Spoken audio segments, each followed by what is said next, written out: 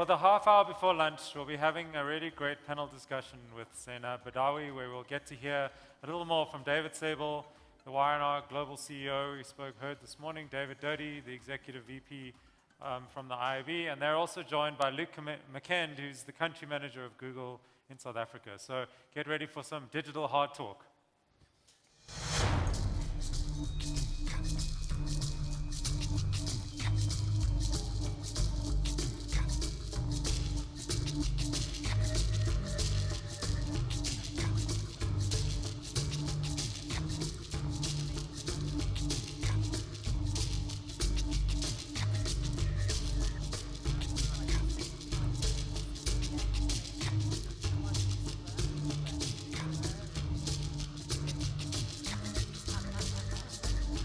Gentlemen, make yourselves comfortable. I put a jacket on. I got so scared of sitting up here with you. Yeah, you have your refreshments. So, hello again, ladies and gentlemen. It's very good to be back amongst you. But as you can see, I have company this time.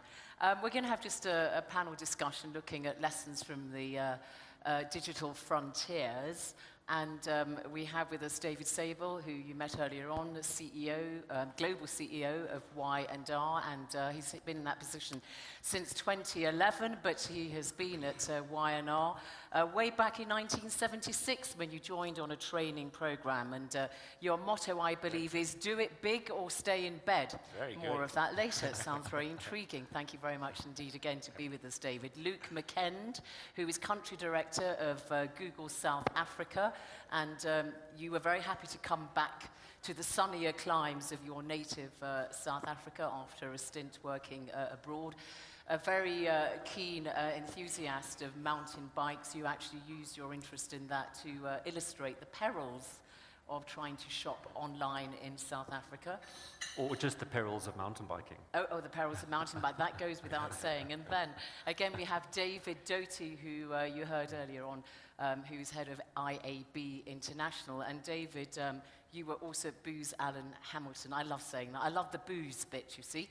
And Unfortunately, they skipped the E. oh, right. Yeah. And you have a very interesting distinction of having received an honor from then President Jacques Chirac of France for promoting greater understanding between the United States and France. That was quite a feat. I think you deserve all the honors you get for that. So, Chevalier de l'Ordre National du Mérite. you speak fluent German too, I see. Yes, I do. So that's our panel.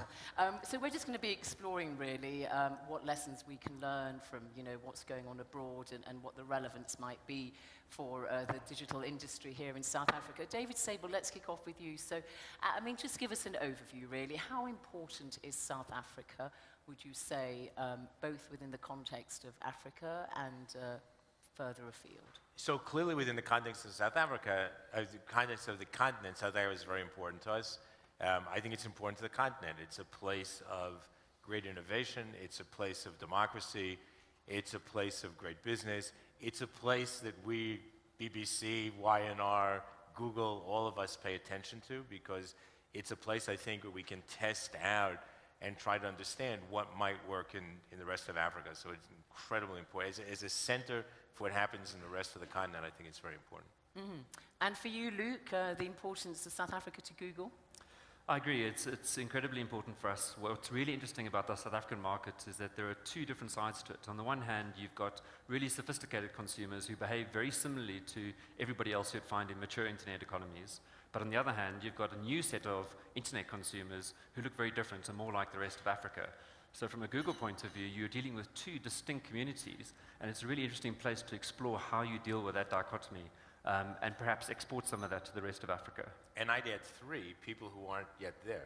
Absolutely, and yes. so that becomes even more important. So, I mean, the figures are quite interesting in South Africa, aren't they? I mean, one of Africa's most advanced economies, and we know that mobile phone usage is quite high, but when you look at the number of people who use the internet, it's not one of the leaders amongst Africa. Is it something like 17% of the population are on the internet compared to Nigeria, the continent's leader, on 29%, and I think it's similar always a rates question of definition. You know, depending on which expert you listen to, you always get a huge variation in the numbers of people who use the internet in South Africa. If you look at what we're seeing in terms of people just running through Google properties, I'd put that number at much closer to, say, 18, 20 million, which is what, roughly 40% of the South African population. And then I think the other thing we need to think about is, you know, if somebody's using USSD on a phone, they may well not be internet users as we understand them in the rest of Europe, for instance, but they're still using data in a way that's interesting. And perhaps that's you know, it's a different paradigm in terms of thinking how people use data in the internet in Africa. Right, that's an interesting point. Okay, and you, David Doty, I mean, I know you said earlier on in your presentation that you're not that au fait with Africa, but in terms of what you see in Africa, are there lessons from other parts of the developing world that are applicable? Absolutely. I think what's self-evident is our first sort of foray into Africa was in South Africa.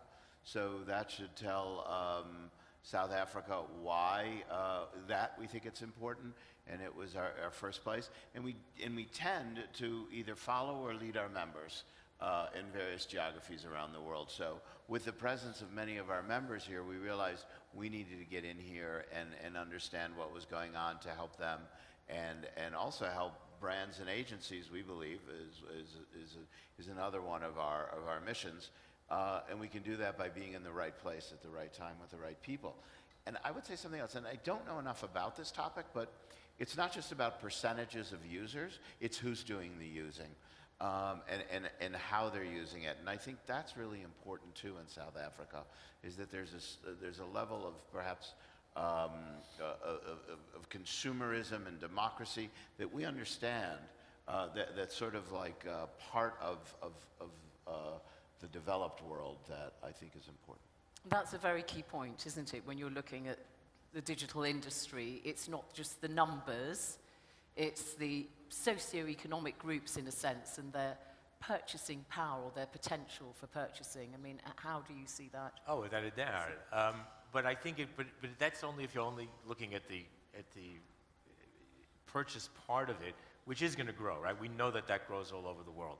I think, to me, what's more interesting is this notion of who's using it, because I think there are many more people out there using it, and I think the notion of it's not everybody who uses it the way we think about in Europe or in the West, but think about all the people who have feature phones, some of whom, for example, today, there are ways to use feature phones to get to Google. There are businesses that have been started in developing countries that have centers of people who are sitting in front of computers Googling information for people who have feature phones who text in a message or question and get their answer back. Now, they're using the internet as far as I'm concerned. They're into that same, they're in the groove of using it. They just don't have the tool, and they may never have the tool. So I think that when you think about it, and you think about what's happening on the continent, and by the way, if you think about the businesses that are ancillary to this, so I'm very involved with UNICEF, and one of the things that we look at, for example, is how do we bring the ability to small villages and completely out-of-the-way places to use solar power or whatever to charge the one feature phone that they might have in the village. Right. And that becomes a huge innovation, a huge technological issue and problem to solve, but it's all part of in my opinion, it's all part of the digital economy and something that has to be solved. Because we've seen examples, haven't we? I mean, you know, tycoons like Patrick Motsepe who, you know, wanting to encourage mobile phone use and so on are coming along with their solar plant in communities to exactly do what you say, to fire up so people can use their phones. And Zeinab, if I could, you're inspiring me to think about the Cannes Lions Award back from about 3 years ago. There was actually one of the winners at Cannes Lions, which is all about, you know, creativity and, you know, supposedly just moving people and so forth. Well, one of the winners was about a feature phone campaign for the Philippines that helped students who couldn't afford books to actually get their books on their feature phones for their education. So that is digital, and I think it's important. Mm-hmm. So the potential of digital media is great and has many applications, is what we're saying, in parts of the world like South Africa, in terms of a development tool, not only just one of connectivity. Luke, did you want to make a contribution? I just wanted to jump in there and just, you know, I think one of the mistakes we make is we think of the internet as a place to transact. And it's not that. That's a very, very limited part of how people will use the internet and will continue to use it in the future. And if you think about every single person every new person coming online in South Africa right now, being a mobile phone user, highly unlikely to have a credit card. This is not a transactional user. This is somebody with whom you can interact with a brand message, with a story, who will engage in a completely different way to those people who are used to buying on Amazon on a regular basis. So we really need to rethink what it is, particularly from a media point of view, how we're going to interact with those folks who are new internet users. And I think that for us at Google, we understand the transactional user very well. You know, this is where we come from. It's performance marketing. But the piece that I'm not sure that anybody's really cracked yet is this next 30 million people in South Africa, and of course the next few hundred million in Africa. How do we relate to them, and how are they going to use the internet in ways that make sense? So that's, I think, a really key question for the next sort of 3 to 5 years. And do you have any answers to those questions that you posed yourself? I mean, what I love about the space at the moment is that it's so fluid. If you look at the BBC presentation, and you think about how content's been distributed, and thinking about having a chat strategy, you know, that must be a relatively new thing, right? So how long have they had that person in place? What, 6 months, a year maybe? That's how new, that's how fast things move. You've got to constantly iterate, innovate, and figure out how you're going to reach your audience. So short answer, no, there are no quick sort of silver bullet answers, but by iterating and experimenting in that way, we will be able to find the right audiences. I mean, one thing that one has to think about when you're looking and trying to assess, you know, what's going on in the digital world is getting somebody attention or knowing that they've connected somehow doesn't necessarily tell you how engaged they are. And that seems to me the critical point is, are they engaged? Because, you know, we know if somebody's sort of slumped on the sofa or whatever, watching TV and watching an ad on TV, they may not really be engaging so much, that you may want to get people when they're in a more attentive kind of, you know, frame of mind. Right, so I think the issue of engagement is really interesting, right? So, I mean, we heard one presentation, you know, so Twitter looks at it one way, Facebook looks at it another way. David talked about, you know, whether you've actually seen an ad, whether it's actually been served to you or not. And these are all issues that we struggle with. Now, you know, there's a lot been written about leaning in and leaning back. So the way that the digibabblists would like us to believe is that the traditional media is more leaning back, the new media is leaning in. And I'd argue that maybe it's the other way around sometimes. It's not traditional versus new, it's just about what you're doing. So for example, a Super Bowl in the United States, which of course is a big media hoopla, is very much about leaning in. And even looking at the advertisements on that, even long before digital, long before we were tweeting them, it was very much lean in because you're involved in the game, you're involved, there's an involvement that brings you in. When you're at a sports event or you're at a conference, or at a concert, and you're using digital media to do different things, whether you're taking pictures and posting it, you're very much engaged, you're very much leaning in. I think that if you're just sitting at home tweeting and whatever, you're not necessarily leaning in. It very much could be leaning back. Doesn't mean you're not engaged. You're engaged in a different way. So I think that we tend to put all these things into neat little boxes because we like to do that, but I think that it's a very fluid, like everything else is in the digital world.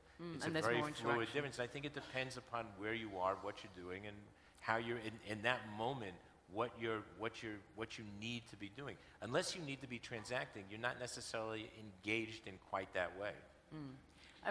Would you, I mean, all of you, how far do you think that the digital media will perhaps erode traditional media? Do you think it might do in due course? I would say that traditional media is part of digital media. We certainly see it with the BBC. You know, what we used to call television stations are now delivering digital video. And coming back to something David was saying a moment ago, what I was thinking was, you know what's interesting is that we talk about fragmentation as a lack of engagement, and I realized when you were talking about the Super Bowl that fragmentation, being on multiple devices at once, is actually even greater engagement across multiple dimensions, and I think that's what digital can do. So even though audiences are shrinking for traditional television, if you will, I don't think people's appetite, David said this, I believe, earlier today, people's appetite for having great news from a branded source is not going to go away. And so the question is how do publishers adopt new ways of doing business and engaging consumers in a world in which they have so many more choices than they ever did. So Luke, for a global publisher like Google, you know, what are the implications of you expanding what you do and when it comes to digital advertising and so on, and what it means for local media ownership, because they might rightly feel a little bit threatened by global publishers like yourself? Well, I think there's been obviously a huge amount of choice that's presented to users in ways that was never possible before. And of course, that's not just Google. There are any number of international publishers. The BBC, for instance, is now available wherever, whenever you want it. And that puts pressure on local publishers to really understand how they're going to engage with their audiences. I think one of the big changes, if we think about how media is bought, it points in the direction that perhaps we need to go. In the past, people will buy media by placing it next to a piece of content. Now, people want to buy audiences. And I think the challenge for any publisher is to really understand not necessarily what piece of content is successful, but where is your audience and how do you attract a particular audience? And that requires a different skill set. It requires that you do the sorts of things that the BBC are doing, that you understand the data, that you know where your audience is coming from, what piece of content is working across which device. And I sometimes worry that instead of thinking about the things that people can do to fix the publishing problems that they have, they worry about the things that they can't fix, which is, I don't know, the BBC's reach into Africa. That's not something they can fix, but they can certainly fix what they do on their own platforms. And that's where I would put my energy. The two Davids, when you look at the potential for digital advertising in this new digital media, I mean, how far do you think it can go? What kind of formats are we looking at? What kind of new devices or whatever? Well, I think we're still experimenting around all of that. I mean, the good news is it's still work in progress. I think the most interesting news is that what's become very clear is that right now, today, video is still the #1 way of communicating. I think what's most interesting, and again, this gets back to my whole digibabble notion, but it's now called long form. We used to call them 60-second commercials. Now they call it long form. Again, I wish I'd known these terms way back when.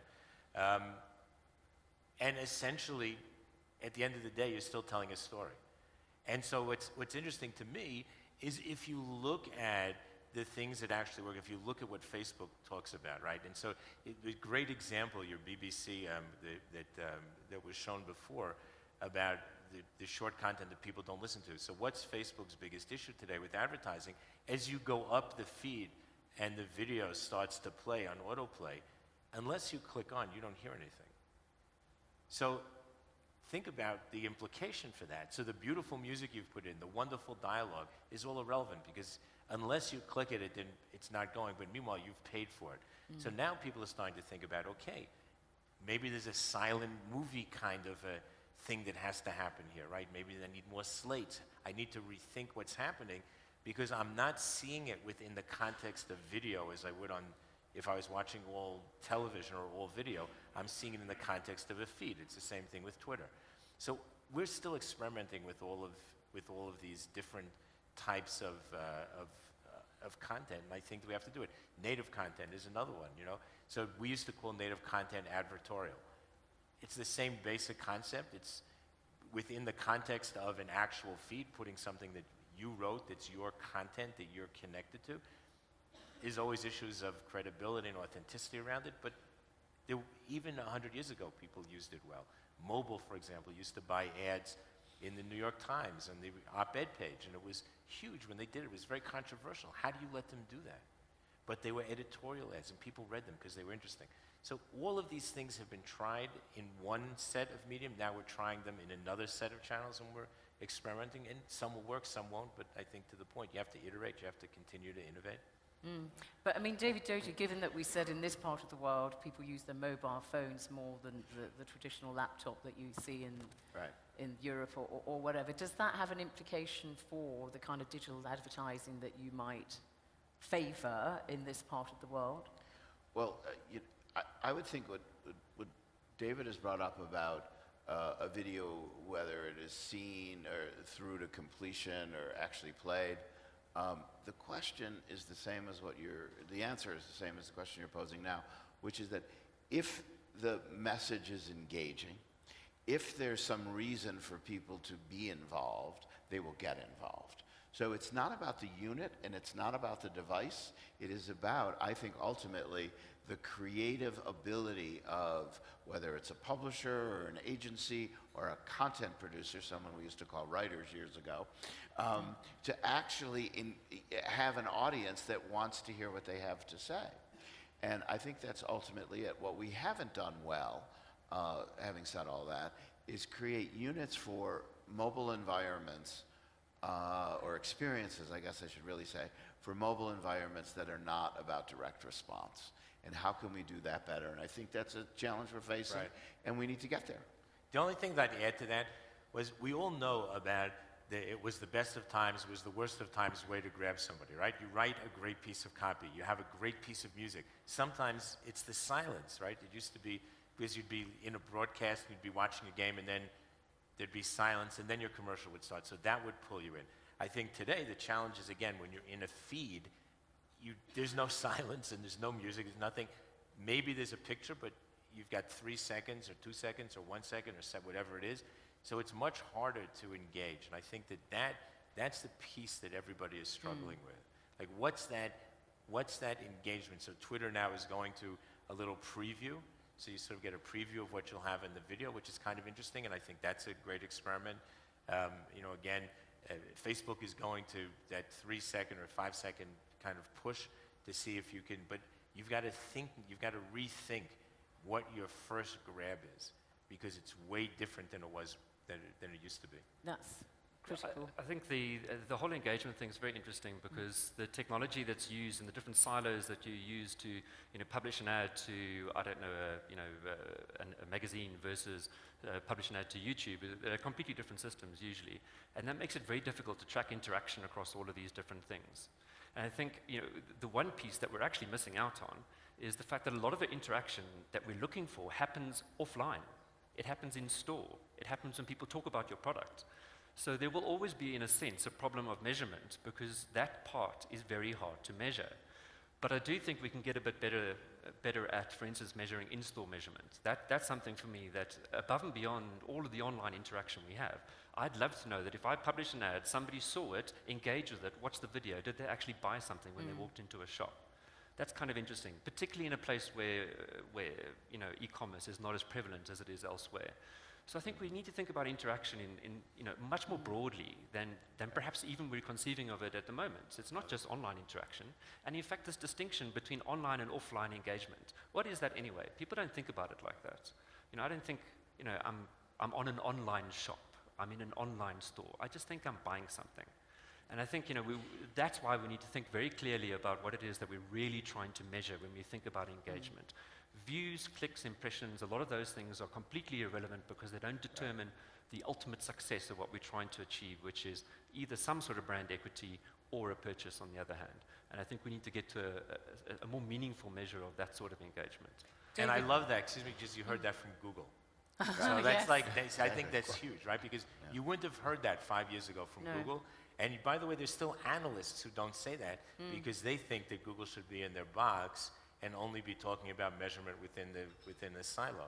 And I think that comes back to what I was trying to say in my presentation. That's the danger of where we are today, is because people are trying to measure things that don't need to be measured in quite that way. We live real lives. And unless you understand that, this whole digital thing is worthless. David, I mean, when you're talking about interaction in particular, as head of global for IAB, what role does the IAB have, do you think, in trying to get a bigger slice of the advertising industry to make it digital? Well, I think, as I said earlier, our mission at the front end was to grow digital. And whether we were there or not there, consumers in this revolutionary wave just adopted it. And of course, then brands and agencies have to be where the consumer is in order to have that conversation. So that isn't really what we need to be doing right now, we don't think at IAB, because digital is going to grow. And while not everything is digital, necessarily, digital is everything for agencies and marketers, to flip that a bit from what we heard earlier. But That's Our a goal- royalty statement, by the way. just so you know. Exactly. But our goal should be about helping consumers have a great experience online, helping marketers and agencies be able to deliver their messages in a way that engage audiences, and helping all our publishers, whether they're Google, a pure play and so large, or whether they're smaller, New York Times, BBC, and traditional publishers, come online and get the best possible result. Okay, and in conclusion, gentlemen, obviously, you know, at this digital summit, a lot of people here in the audience will be interested to know what your parting words of wisdom are for South Africans here trying to make a success of the digital industry. David Sable. Do it big or stay in bed. If you're not ready to change the world every day, don't bother. You have the opportunity, you have the chance, you have the technology, you have the desire, you have the country to do it.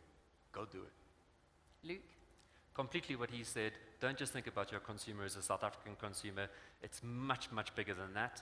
And kill it on mobile. If we can make mobile work, we can really blow the rest of the people out of the water. And David Doty. Both of what they said, and touch and transform across any number of dimensions, and love disruption, love change. Just get up in the morning and want more of it. They've had enough disruption, if you saw what happened in the Parliament last week, so perhaps Exactly. Exactly. less of the disruption maybe, I don't know. But there we are. We've given you a brief overview there of the kind of, you know, landscape when it comes to looking at the digital industry and the implications for digital advertising. David Sable from Y&R, thank you very much indeed. Luke Mckend from Google South Africa, thank you very much. And David Doty from IAB. Gentlemen, thank you all very much indeed. Thank Also you. you from your attention. I will not detain you anymore from your lunch, which awaits you outside. From me, thank you very much. I've enjoyed my time. Goodbye. Thank you.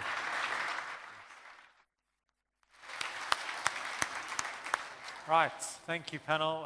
Right, lunch, as Zeinab said. There's a lot more to come this afternoon. We really hope that you enjoy it. We're back here in 30 minutes. We know the Wi-Fi isn't working 100%. It's because we're enforcing a no-fly zone over, so sorry about that. But okay, good. Thanks, guys. See you after lunch.